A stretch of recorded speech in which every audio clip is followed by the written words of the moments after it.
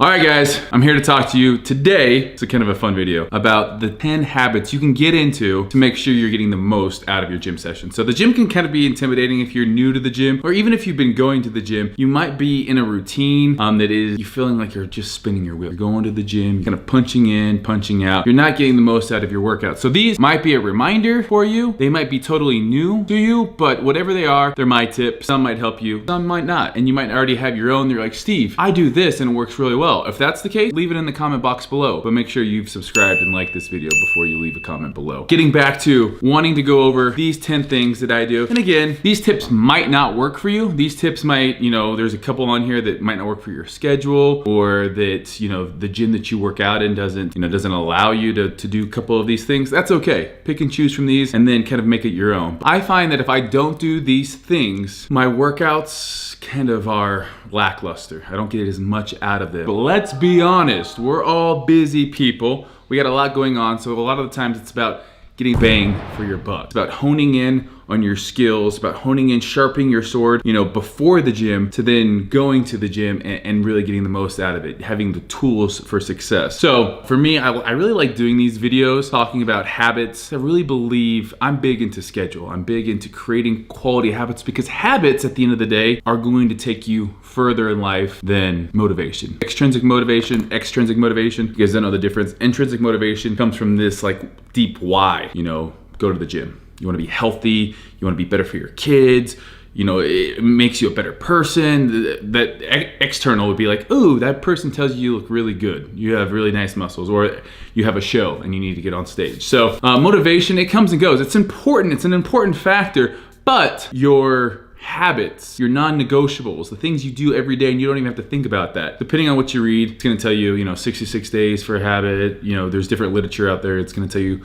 different things. But the reason we wanna get into habits is because it no longer takes any kind of self-control. We go through those things, we do them almost automatically. So we wanna get in the habit of that, of doing things automatically, like showing up to the gym at the same time, which is my number one thing to do. Train at the same time each day. That includes actually waking up. We talked about this in my morning video.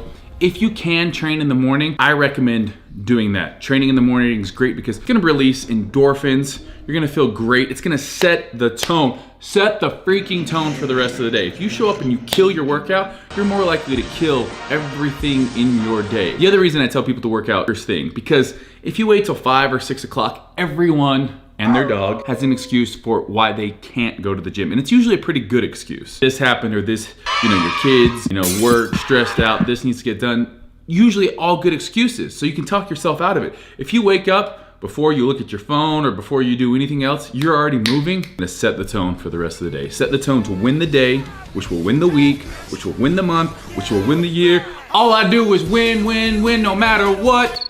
Got money on my mind, and I can never get enough. I think that's how it goes. So I really think that if you're not working out in the morning, why not? Why not give it a go? Let's say you gotta be to work at 6 a.m., waking up at 4 a.m. might not be doable, but if you're one of those people that, you have to be to work at 8 or 9, show up early, get there early. The gym is full of successful people at 7 a.m. in the morning, 5 a.m. in the morning. Successful people that get that out of their way, and then they're moving on with the rest of their day. Rub shoulders with those people. You'll thank me later. All right, my number 2 habit to get into is read. Read, read, read. We are what we think about. So read or study or watch a video on what it is you're training that day. So let's say I got chest. Let's say, I want to research new cardio. I want to research something. Knowledge is power, people. Knowledge is power. So let's just say you want to research on the topic of stretching. You want to research on the topic of myofascial release. I've been reading about that. You want to research the topic of how to get a bigger chest. You watch a video, you read an article, and what you're doing, even subconsciously,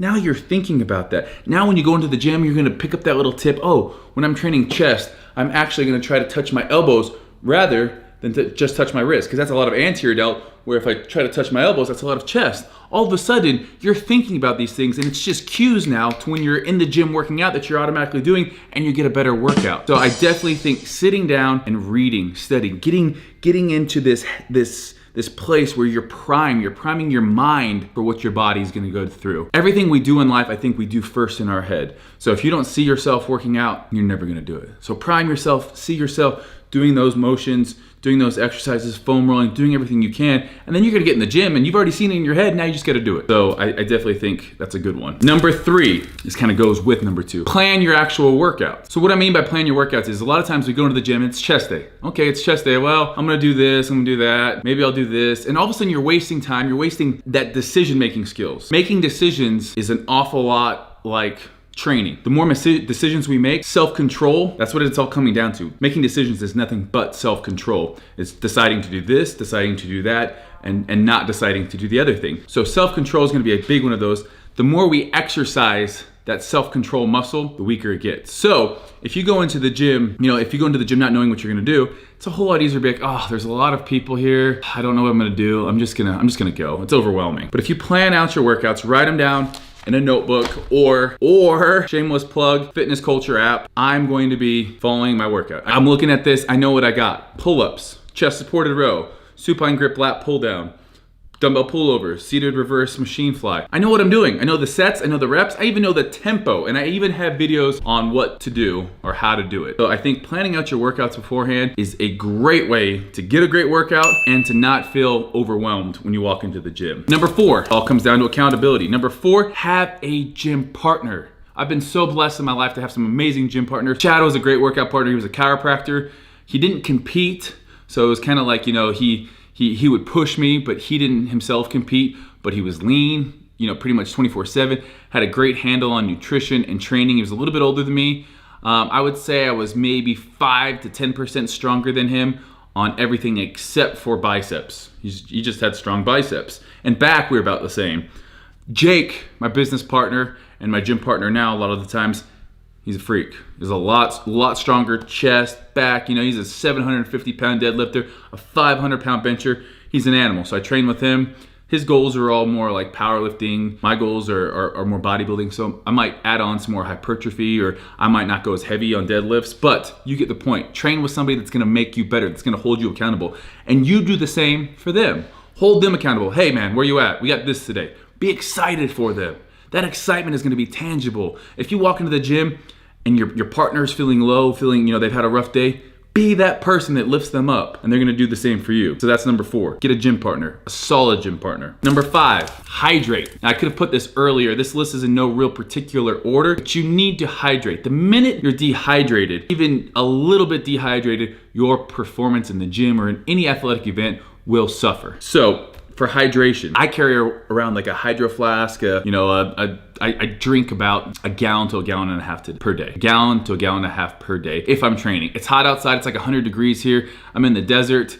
You don't maybe see as much sweat because it's evaporating faster in this dry climate. But when you're working out, you're sweating a ton. You need to replace the water and the electrolytes. Water, I recommend 0.5 to 1 ounce per pound of body weight. I'm 215 pounds, so I need at least really 115 to 215 ounces of water. So 0.5 to 1 ounce per pound of body weight. I carry around a water jug. It's a meathead thing to do. I used to carry around like an actual water jug. Now I carry around just a big water bottle.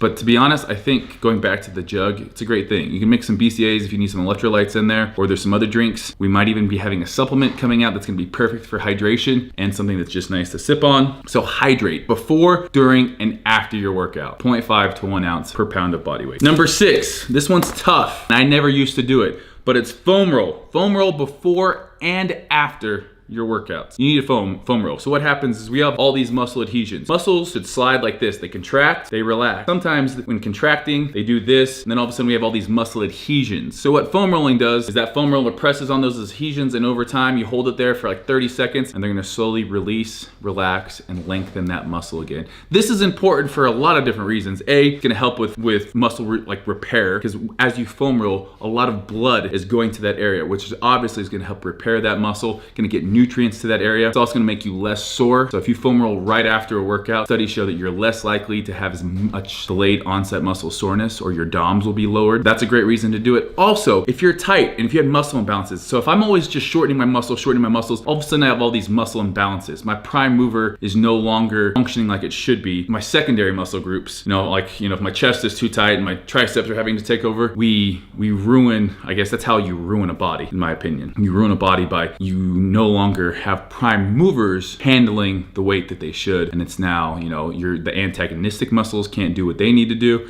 So you need to make sure when you foam roll, what we're doing is we're releasing those muscles that are sore, that are tight. And that's gonna allow, whether it's an agonist or an antagonist, to make sure that they're doing their job and we're getting full range of motion and you're using the correct muscles for the correct exercises. So foam roll before and after. It's easy to just walk out of the gym, take 10 minutes and foam roll after. I typically only foam roll the body part I'm training that day before, but after I'll try to just get like a full body flush. Number seven, listen to the right music, plan your playlist. Now, maybe you don't listen to music and that's fine. I love setting the tone. After I stretch, headphones go in. And it's go time. I've now set the tone and I'm here to kick some ass. I'm not here to talk. My friendly face is no longer smiling, making eye contact with everyone. I'm focusing on what I need to do. I might look like a dick, but I'm here. This is me time. Everyone else during my day gets me, business partners, sisters, friends, family. Everyone else gets my time except for when I'm working out. That's me time. Sorry, I gotta give it my set. I'm watching the clock. Plan your playlist ahead of time. Have your go-to playlist. Maybe, again, it's music that's gonna be uplifting. That might make you mad. It's a heavy leg day, some screaming music. So maybe have 2 sets of playlists. I have 2 sets. I have more of like a rap, hardcore, like I'm feeling myself. And then I have more of a rock, like I just makes me angry. So anyhow, listen to the right music, plan your playlist ahead, which brings me to number 8. After you have your playlist, maybe you're connected to Wi-Fi, put your phone on airplane mode or do not disturb. There's nothing that can ruin a workout like getting a text message. Because what happens, we hear that ping. And what's the first thing? It's human nature to want to reach out and look at it. It's urgent, it's pressing, it's in your ear. It's telling you, hey, I'm here. Ping, ping, ping, text message. Ping, ping, ping, alert, phone call. Turn that off. Turn that shit off. This is you time. So airplane mode or turn it all the way off. Maybe you bring an old iPod in. I don't know. Or, for me, I just put it on airplane mode and do not disturb. And honestly, that is one that I need to work at. So definitely can provide a huge difference in the gym. If you're focused, you're watching the clock, you're not looking at your phone, you're timing your rest, you're in there to do work. Number 9, do cardio after weights or plan enough time in between. So cardio maybe in the morning, go back for a lifting session, 2 to 3 hours at least in between cardio and lifting if you're doing cardio before. I like doing my cardio after if I'm going to have to do them at the same time. I train my weights with my weights. I'm primed. I have, I've taken my pre-workout or I've taken my BCAAs. I'm hydrated. I've thought about what I'm lifting. Boom. Now I'm all that energy, all of the glycogen, the creatine monohydrate. I'm putting that to use first for my lifting session. If you do cardio first, all of a sudden you've depleted glycogen. You're tired. You're not there mentally, and your weights are gonna suffer. So I always tell people weights first. Weights first, unless you can, you have at least 3 hours that you can wait in between cardio in the morning and then lifting. Number 10, this one's optional, but no, it's not. It's optional, but it's not. I would say bring your post-workout shake to the gym with you. And I know it's like, Steve, having the anabolic window is bull crap. I'm not here to talk about necessarily, what is scientific and what isn't with post-workout shakes. I know this is a time that your body needs nutrients. You've been sweating, you've depleted glycogen. It's now time to rebuild and repair muscles. So a BCAA shake, at least, a protein shake would be my choice with some simple carbohydrates. You might even want to do creatine. I do my creatine before, but you want to replenish all those nutrients, get you in a positive nitrogen state, build and repair muscle,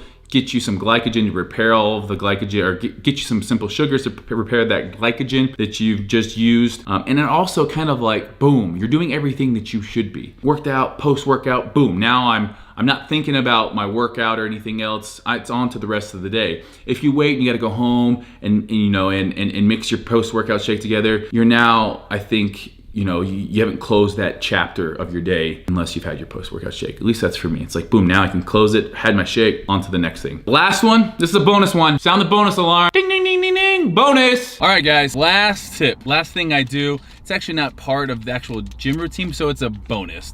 But I bring face wipes, and what I do is after the gym, I get a face wipe, and I just wipe off my face. Because there could be times I have meetings, I have to go run errands, and I can't get home and shower right away. If you can't get home and shower, get the dirt and the grime, all those people touching equipment in the gym, and then you're touching it and you're touching your face, just use one of these, wipe off. You can wipe underneath your armpits. Your significant other would really appreciate it.